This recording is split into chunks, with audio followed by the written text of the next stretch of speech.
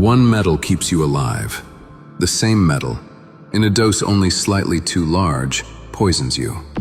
There is no third option. Your body cannot manufacture it, cannot survive without it, and cannot store the excess without harm.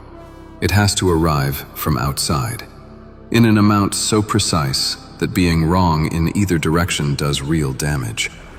That metal is copper, and 4,000 years before anyone could measure a single milligram, Ayurvedic households were dosing it by ritual. Water stored overnight in a copper vessel, drunk at dawn.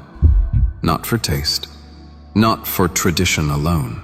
They believed the metal changed the water and changed the body. They never explained how. They simply passed the practice down, household to household, generation to generation, with no mechanism to point to. Modern instruments eventually went looking for why. What they found wasn't folklore dressed up as science. It was ion chemistry that had been hiding in plain sight for millennia, and a dosing window so narrow, it's almost unnerving that anyone found it without a laboratory. 3 things about copper resist easy explanation. First, bacteria die on its surface within minutes, while the same bacteria survive for days on steel or glass. Second, the structural proteins in your skin and arteries physically cannot assemble without it. Third, deep inside every cell, copper sits at the center of the machine that turns oxygen into usable energy. 3 locked doors. By the end of this decode, all 3 open. And so does a 4th one the ancients understood better than we tend to credit them for. The exact line between the dose that heals and the dose that harms. Here's your first check-in. Notice your jaw right now. Is it clenched? Drop it. Let your shoulders fall an inch. Nothing mystical here. You simply hold tension you never agreed to, and letting it go returns a little attention to your own body, which is exactly where it needs to be for the next 15 minutes. The ancients had no microscopes, no cell biology, not a single peer-reviewed page. What they had was observation across generations. And observation, repeated enough times across enough households, becomes data whether anyone calls it that or not. Copper is one of the few trace metals the human body cannot do without, and cannot hold in excess without being harmed by it. That paradox is the first real clue. Too little, and critical enzymes stop working. Too much, and the same element becomes a poison. The ancients found the window by nothing but generational trial, not luck. Inherited pattern recognition, encoded as ritual, because no one yet had the vocabulary to call it chemistry. This is the cipher, a daily practice encoding a mechanism nobody could name at the time. We're about to name all 4. The first lock is antimicrobial. Copper ions released into standing water disrupt bacterial cell membranes on direct contact, an effect researchers call the oligodynamic effect. The ions destabilize the membrane until the cell simply collapses. This isn't folk medicine in new clothing.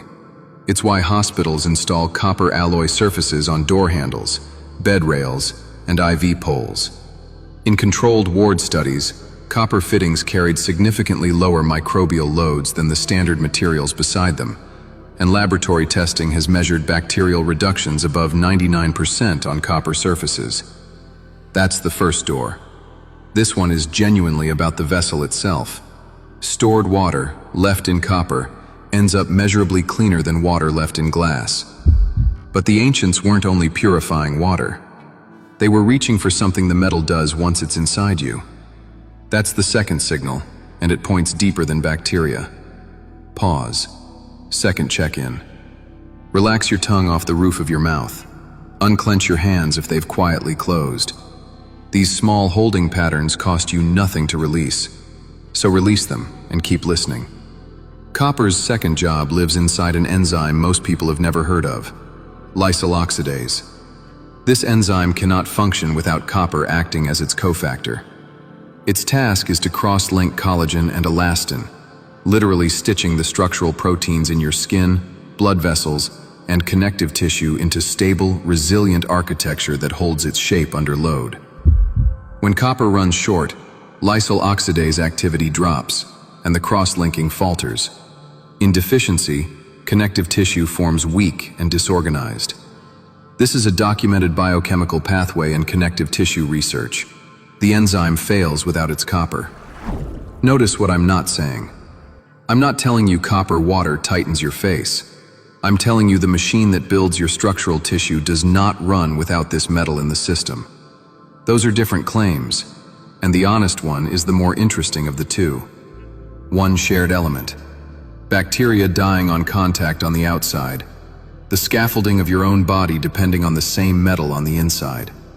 Two mechanisms, discovered by ritual centuries before the biochemistry existed to explain either. The third lock is the deepest. Copper sits at the center of cytochrome C oxidase, the copper-dependent enzyme that forms the final step of your cellular energy chain, where oxygen is reduced to water and energy is released. When copper is adequate, that step runs cleanly. When copper is deficient, the activity of this enzyme drops, the energy chain backs up, and mitochondria leak more reactive oxygen. The same oxidative stress repeatedly linked to tissue degeneration and the slow structural decline most people simply accept as inevitable. Not energized water carrying a vague life force, an actual copper-dependent enzyme inside your cell's power plant, whose output depends on a metal your body has to receive from outside every single day. Final check-in. Notice your breath. Is it shallow, sitting high in your chest? Drop it into your belly. Slow it down. You've been decoding hard. Give your nervous system one deliberate breath before the last door. And now the fourth door, the one the original storytellers may have understood most sharply of all. Everything I've described is what copper does when it's present in the right amount. Push past that amount and every benefit inverts. The tolerable upper intake level for an adult is 10 milligrams a day. Beyond it, the first signs are nausea, cramping, and digestive distress. Sustained excess strains the liver. The ancients had no number, but they had a delivery method that self-limited the dose. Plain water, left overnight in the vessel, picks up only a fraction of a milligram. The ritual wasn't decoration around the benefit. The ritual was the dosing system, a way to take a dangerous essential metal in an amount that stayed inside the window every day, without ever knowing the window existed. So here's the permission slip. You don't need to believe copper water rewrites your biology. You only need to understand what it actually is.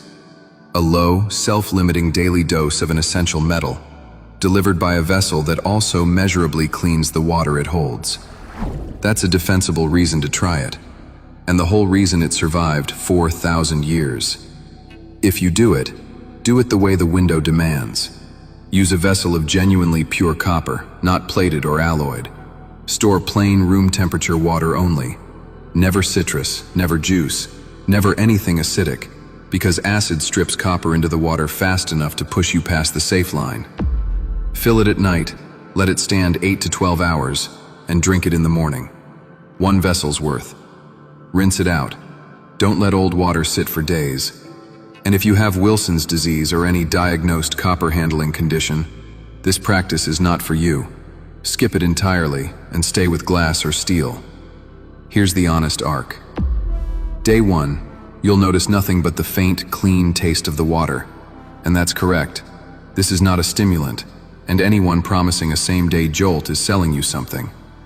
Day 7, the only real change is that the ritual has become automatic. The vessel filled without a decision, the morning glass simply there.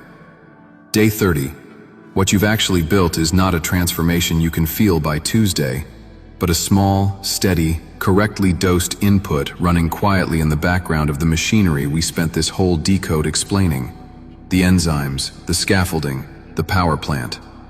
Undramatic, repeatable, real. That's what ancient wisdom actually means, stripped of mysticism. Not magic standing in for science. Pattern recognition arriving centuries before the instruments that would confirm it. including the wisdom to stop at the exact line where a medicine becomes a poison. So tell me in the comments, are you already a copper vessel drinker, or is this your first time hearing the window explained? Type ritual if you've done it for years, decode if you're starting this week. And if this is the kind of thing you want more of, the practice first, the mechanism second, the honest line always, subscribe, because the next code is already being decoded.